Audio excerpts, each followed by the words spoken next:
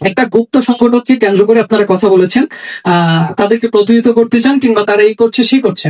তো আমার কথাটা এখানে, একটা গুপ্ত সংগঠন হয়ে তারা যদি আমাদের 19 ব্যাচ যারা নবীন, আমরা নব্য এখানে কুবিয়ানরা, তাদেরকে নবীনবরণ সংবর্ধনা দিতে পারে, তাহলে আপনারা প্রকাশ্য দল সেই 71-এর পর থেকে এখন পর্যন্ত আপনারা এত বড় একটা দল, বাংলাদেশের বিএনপি দল, তা আপনারা কেন আমাদেরকে আসলে কোন রকম নবীন শিক্ষার্থীদের সংবর্ধনা দিতে পারেন? এই প্রশ্নটি আপনাদের কাছে থেকে গেল।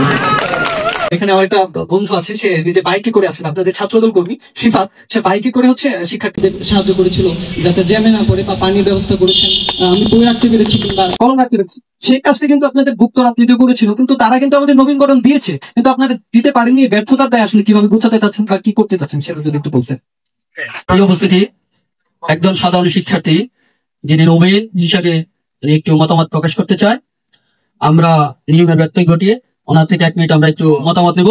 এই মুহূর্তে মতামত প্রকাশ করার জন্য অনুরোধ করছি সম্রাট ইংরেজি। আসসালামু আলাইকুম। প্রথমে ধন্যবাদ জ্ঞাপন আমাকে কিছু কথা বলার সুযোগ দেন। আমি প্রথমে জানিয়ে রাখতে চাচ্ছি, আমি এই সংগঠনের সাথে সম্পৃক্ত নই। একজন সাধারণ শিক্ষার্থী হিসেবে শুধুমাত্র আগ্রহ থেকে এখানে এসেছিলাম। প্রথম থেকে শেষ পর্যন্ত অনেকের বক্তব্য শুনেছি। যে বিষয়টা লক্ষণীয় ছিল, সবার মাঝে, সবার কথার মাঝে একটা সাদৃশ্য ছিল, যে এখানে হচ্ছে কেউ বলছিল নবীন প্রবীণ সংমিশ্রণ এখানে আসলে আপনাদের কমিটি দেওয়া হোক, কিংবা কেউ বলছিল প্রবীণদের গুরুত্ব দেওয়া হোক, কিংবা নবীন। তো আমি এই কথাটা একটু বলতে চাচ্ছি যে এখানে যারা বক্তব্য দিয়েছে তারা হচ্ছে সিলেক্টেড বক্তা ছিল খুব সম্ভবত, কারণ তারা নিজেরা স্বেচ্ছায় বলেছে কথা বলছে। আপনারা কোন সাধারণ শিক্ষার্থীদের এখানে বক্তব্য নিয়েছেন সেটা আমার কাছে কেন জানি মনে হয়নি। কারণ একজন বক্তা যিনি বক্তব্য দিয়েছেন 2-4-5 মিনিট, যিনি কথা বলেছেন বলিষ্ঠ কণ্ঠে, তার থেকে 4 মিনিট কথা শোনার চাইতে এখানে যারা খুব সম্ভবত সবাই ছাত্র দলকে ভালোবেসে এসেছে, যারা গণমাধ্যম কর্মী ছাড়া, তো তাদের থেকে 1 মিনিট 2 মিনিটের থেকে আপনারা মতামত নিতে পারতেন যে তারা কি নবীন যাচ্ছে না প্রবীণ যাচ্ছে, নাকি নবীন এবং প্রবীণের সংমিশ্রণ একটা সুন্দর একটি সংগঠন চাচ্ছেন। আমাদের গ্রামের আঞ্চলিক ভাষা একটা কথা, সেটা হচ্ছে পুরান জল হচ্ছে ভাতে পারে। তবে অবশ্যই প্রবীণদের গুরুত্ব দিতে হবে, যারা আসলে প্রবীণ, এখানে আমাদের থেকে ভালো জানে বুঝে, ওনাদের অভিজ্ঞতা বেশি, বয়স বেশি। তবে প্রবীণদের ছাড়া তো আসলে আমাদের ভবিষ্যৎ আসলে শূন্য। আজকে শিশু আগামী দিনের ভবিষ্যৎ। আমি মনে করি একজন সাধারণ শিক্ষার্থী, আবার বলছি, আমি আপনাদের সংগঠনের সাথে সম্পৃক্ত না, শুধুমাত্র আগ্রহ থেকে আপনারা কি ভালো কি করছেন, মন্দ কি করছেন, আসলে কি করতে চাচ্ছেন সেটা জানার জন্য এসেছি। এটা আসলে আমার পরামর্শ থাকবে। আর আপনাদের নবীন এবং প্রবীণ যারা বক্তব্য দিয়েছে তাদের কথার মাঝে একটা সাদৃশ্য লক্ষণীয় ছিল, একটা গুপ্ত সংগঠনকে কেন্দ্র করে আপনারা কথা বলেছেন, তাদেরকে প্রতিহত করতে চান, কিংবা তারা এই করছে সেই করছে। তো আমার কথাটা এখানে, একটা গুপ্ত সংগঠন হয়ে তারা যদি আমাদের 19 ব্যাচ যারা নবীন, আমরা নব্য এখানে কুবিয়ানরা, তাদেরকে নবীনবরণ সংবর্ধনা দিতে পারে, তাহলে আপনারা প্রকাশ্য দল সেই 71-এর পর থেকে এখন পর্যন্ত আপনারা এত বড় একটা দল, বাংলাদেশের বিএনপি দল, আপনারা কেন আমাদেরকে আসলে কোন নবীন শিক্ষার্থীদের সংবর্ধনা দিতে পারেন? এই প্রশ্নটি আপনাদের কাছে থেকে গেল। পরিশেষে এটাই বলতে চাচ্ছি, আমার কথা যদি কোনো ভুল হয়ে থাকে আমাকে মাফ করবেন। নিশ্চয় নিশ্চয় নিশ্চয় কি বলতে চাচ্ছেন? নবীন যে শিক্ষার্থীদের এটা হয়তো কুমিল্লা বিশ্ববিদ্যালয়ে, যেহেতু আপনার দৃশ্যমান যে রাজনীতি, প্রকাশ্য রাজনীতি, সেটা তো বিশ্ববিদ্যালয় কর্তৃপক্ষ, আমরা ততটুকু শুনেছি যে অনেকটা নিষিদ্ধ, মানে সেখানে রেস্ট্রিকশনের মধ্যে রেখেছেন। নইলে তো আমরা আজকের কর্মসূচিটা হয়তো ক্যাম্পাসের কোনো অডিটোরিয়ামে বা মুক্ত মঞ্চ ছিল সেখানেও করতে পারতাম, কিন্তু আমরা একটু ক্যাম্পাসের বাইরে করেছি সেই পরিবেশ। কিন্তু আপনি আসলে জেনে খুশি হবেন যে নবীন শিক্ষার্থীদের সংবর্ধনা কিন্তু আমাদের বাংলাদেশ জাতীয় দলের ছাত্র দলের থেকে সারা দেশের বিভিন্ন শিক্ষা প্রতিষ্ঠানে কিন্তু অলরেডি পরবর্তী যে সময়টা, সেই সময়ে কিন্তু বাংলাদেশ জাতীয়বাদী ছাত্র দলকে বিতর্কিত করতে বা নানা ধরনের যে আপনি শুনে থাকবেন যে মবের যে ব্যাপারটা, মব ক্রিয়েট করে বা নানান ভাবে বিতর্কিত করতে নানান ভাবে অপচেষ্টা করা হয়েছে।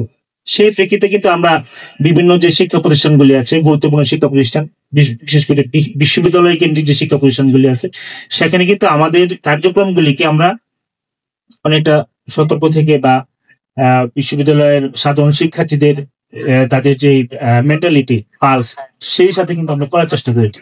সেই প্রেক্ষিতে কিন্তু আমাদের অলরেডি আপনি জেনে আরো খুশি হবেন যে আমাদের সারা দেশে কিন্তু অলরেডি প্রায় 2000+ শিক্ষা প্রতিষ্ঠানে আমাদের কমিটি হয়েছে। একদম যারা নবীন শিক্ষার্থী, আপনাদের মতো যারা, আমাদের মতো যারা এরকম যারা উদ্যমী শিক্ষার্থী যারা আছেন, তাদেরকে নিয়ে কিন্তু কমিটি রয়েছে 2000+ শিক্ষা প্রতিষ্ঠানে। আমাদের 38টি সাংগঠনিক টিম কিন্তু সারা দেশে কাজ করছে, 38টা সাংগঠনিক টিম কাজ করছে সারা দেশে। সেই কিন্তু 5ই আগস্টের পরে প্রায় 2000+ শিক্ষা প্রতিষ্ঠানে কমিটি হয়েছে, একদম নবীন, আপনাদের মতো ফার্স্ট ইয়ার সেকেন্ড ইয়ার যারা আছে তাদের হাতে নেতৃত্ব তুলে দেওয়া হয়েছে।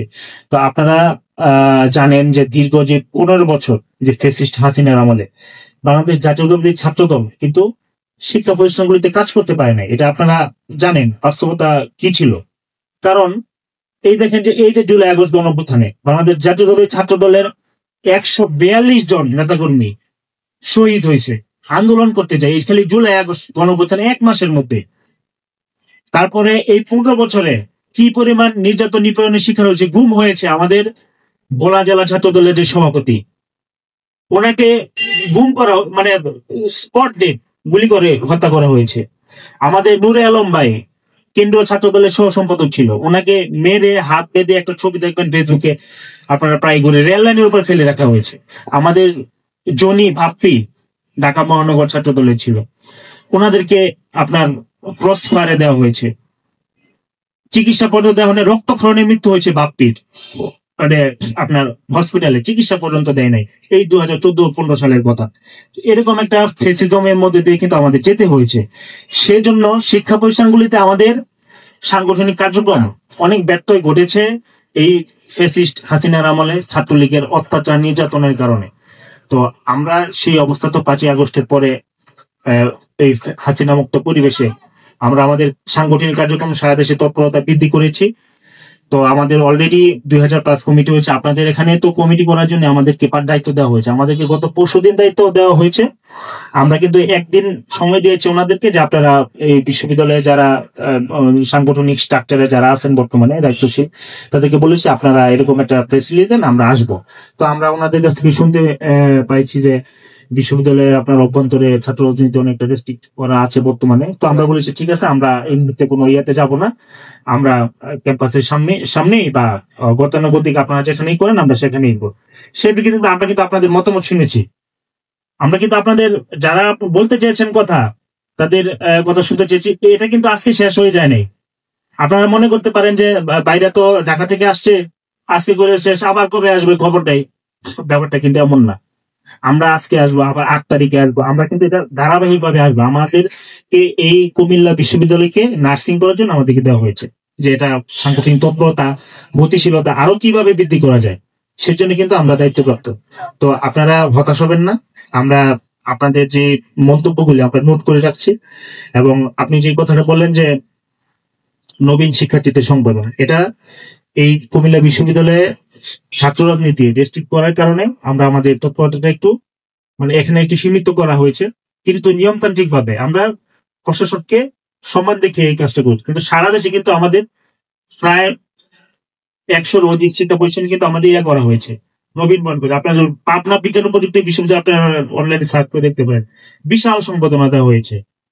তো আমরা চাচ্ছি না যে 5ই আগস্টের পরবর্তী সময়ে যে একটা পরিবেশ এমন সৃষ্টি হোক আমাদের দেশে যে যেখানে একটা সবসময় একটা হানাহানি দাঙ্গা মারামারি, এগুলো তো ফ্যাসিজমের সময় ছিল, হাসিনার সময়। আমরা চাই না সে পরিবেশ সৃষ্টি করতে, আমরা চাই একটি নতুন বাংলাদেশ। আমরা কি নতুন বাংলাদেশ চাই না?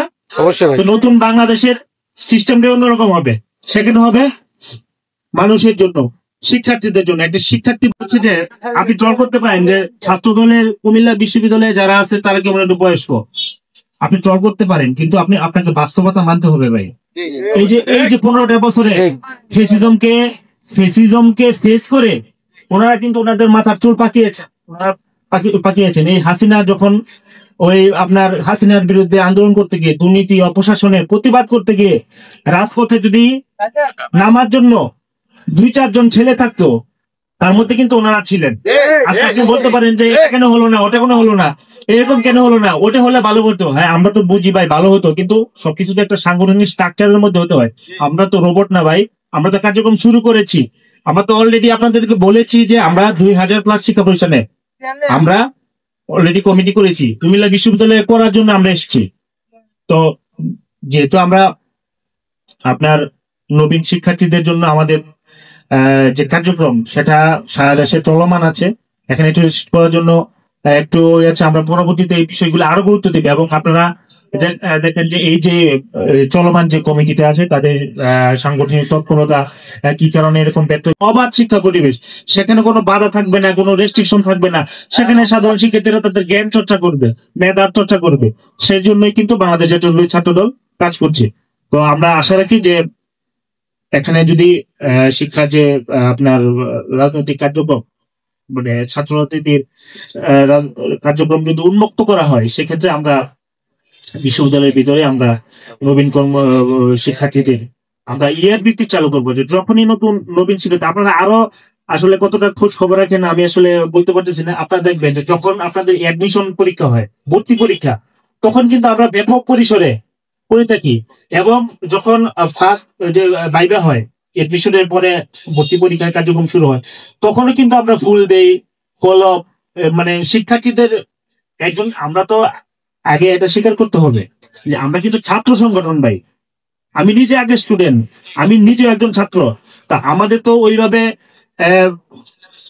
ওইভাবে ইয়া করারও সক্ষমতা আমাদের নাই, আমার ছাত্র সংগঠন। তো আমরা কিন্তু যতটুকু সম্ভব আমরা এটা করি। আমরা আপনি দেখবেন যে অ্যাডমিশনের সময় আপনি খেয়াল করবেন ঢাকা বিশ্ববিদ্যালয়ে আমি একটু পেছনে যেতে চাচ্ছি। আপনি যে বিষয়টা উল্লেখ করেছেন যে কুমিল্লা বিশ্ববিদ্যালয়ে শুধুমাত্র ছাত্রদল নিষিদ্ধ বা ছাত্র রাজনীতি হিসেবে ছাত্রদল নিষিদ্ধ, আমি যতটুকু জানি, আমার ক্ষুদ্র জ্ঞান, এখানে সব ধরনের রাজনীতি নিষিদ্ধ। তো আপনি আরেকটা কথা বলেছিলেন, শুধুমাত্র ক্যাম্পাসে ছাত্র রাজনীতি বা ছাত্রদল নিষিদ্ধের কারণে আপনি ক্যাম্পাসে আমাদেরকে নবীনবরণ দিতে পারেননি, কিন্তু আপনি যে প্রকাশ মানে গুপ্ত সংগঠনকে কেন্দ্র করে বলছেন, তারা কিন্তু আমাদের ক্যাম্পাসে আমাদের নবীনবরণ দেয়নি, দূরে কোথাও কি একটা আয়োজন করেছিল সেখানে দিয়েছে।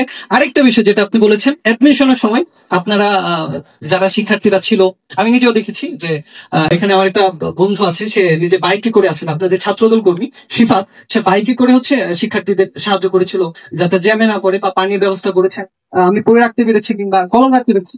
সেই কাজটা কিন্তু আপনাদের গুপ্ত রাজনীতি করেছিল, কিন্তু তারা কিন্তু আমাদের নবীনবরণ দিয়েছে, কিন্তু আপনাদের দিতে পারেননি। ব্যর্থতার দায় আসলে কিভাবে গোছাতে চাচ্ছেন বা কি করতে চাচ্ছেন সেটা যদি একটু বলতেন। আমি মনে করি যে ব্যর্থতা বলতে কিছু নাই, আমরা করি নাই, আমরা করব। যদি অবশ্যই কারণে দেরি হয় তো আমরা মনে করি যে নতুন নেতৃত্ব আসবে শীঘ্রই। আপনারা জানবেন যে যদি আমরা আমাদেরকে সাংগঠনিকভাবে দায়িত্ব দেওয়া হয়েছে যে এখানে কি প্রবলেম গুলো, কেন গতিশীলতা হচ্ছে না কার্যক্রমের, এবং একটি জিনিস আপনারা হয়তো অনেক সময় ট্রল করতে পারেন, আপনার ইচ্ছা, কারণ আমরা স্বাধীনভাবে আমাদের মতামত প্রকাশ করতে পারি। অতি শীঘ্রই আপনারা দেখতে পাবেন যে নতুন তারুণ্য